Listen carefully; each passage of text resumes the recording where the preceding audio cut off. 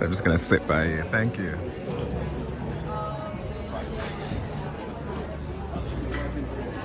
I think we're gonna stick around for number two. Personally, I Thank you for that. Oh, you're very welcome. Thanks for So can coming. you tell me your name again? I'm Julian Carrington. And your role is? I am the founder and the curator of the For Viola series. And so what's your goal of this series?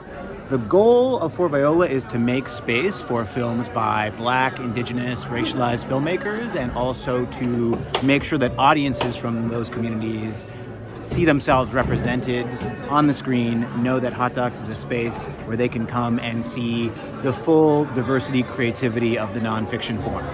And when you choose these films like this one, what are you...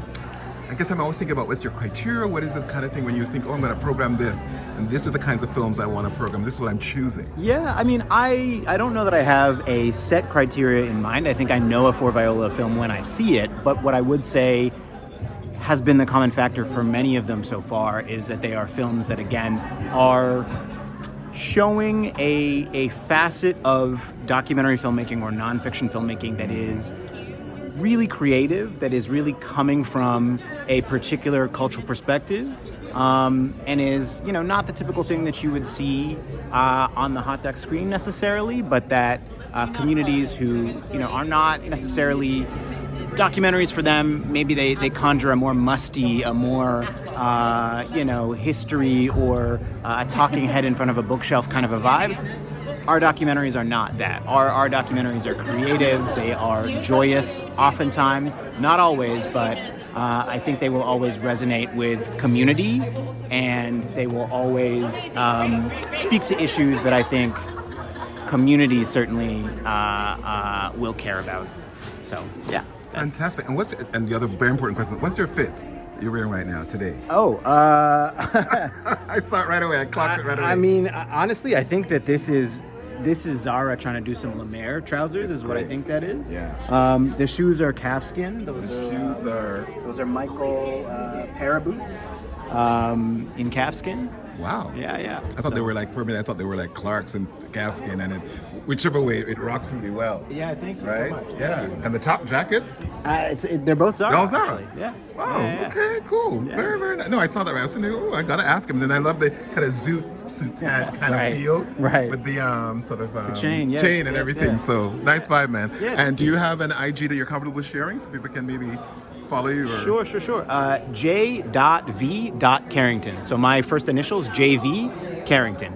Brilliant. I think I first came to one of your events when you had Ian come out and Yes. his mom. Yes. That was a beautiful event. Yes, exactly. We Yeah. called that one Spaces for Us. We showed Yeah. Ian's film We Went Out, and we paired it with Don't Go Telling Your Mama, which was a visual album by hip hop artist Topaz Jones. Yeah. Again, a beautiful pairing. Yeah. And just really that creative use of the nonfiction form in a way that engages community. That's what this But I series think is what's all also about. really important, as I'm watching this film, I was struck by it. And even when I came to that event, and also just what you're talking about in terms of how you're programming, you're also expanding the ways that people can see themselves. Absolutely. Right? In all the intersectional ways. And I love also that point around one sister in the film who says, I'm tired of being perfect and I like the messiness. And sometimes that's who we are. Exactly, right? 100%. Right? I think... And it's healthy. Exactly. No, I think we wanted to make space for that honesty, and I think sometimes in documentary you have a lot of socially conscious filmmakers, you have a lot of well-meaning filmmakers who want to go to a community that for whatever reason may be struggling in many different contexts. Right. And the filmmakers kind of come in from the outside and are trying to advance an issue or what have you, and there's a space for that. But there's a real difference when the film is coming from within the community, and it's not always about the trauma and the struggle. It's also like, man, I'm tired of having to be so, upstanding and virtuous all the time. And even if I'm not upstanding and virtuous, I deserve all the same, rights as anyone else, right? So that's that in-community perspective that we're trying to offer. That constant pressure of overcoming this sort of history of deficit and and less than, right? Yes. So we got to be uber, which creates its own ill health, right? Yes. And I think it actually makes sense that your generation is shifting that conversation, because some of us before were so close to enslavement, and then, you know, colonization, and then just anti-black racism that we had to navigate through Jim Crow and through segregation and through just discrimination that we had to force, right? So there was an intensity to, yeah, we got to show up, and yeah, we can do it as well as you. Right. You can. Right. Because that's what you're denying from us. Right. And as we've all settled into some of that, part of us want exhaustion of trying to do that. But you all came along and went, wait a minute, I'm not playing that game. You know, because we see what it's doing to our parents and our grandparents, and we don't know that that's really, really shifting the needle, because they're invested in believing what they want to believe, just like even in the film, right? That at the end of the day, that's still the message that you get. Absolutely. And the lovely final piece around her having an option of saying, yeah, I could show up and become all fame and da-da-da-da, but actually choose something else. And Right. and that idea of the diversity of those options we can choices we can make, right? And it's all good.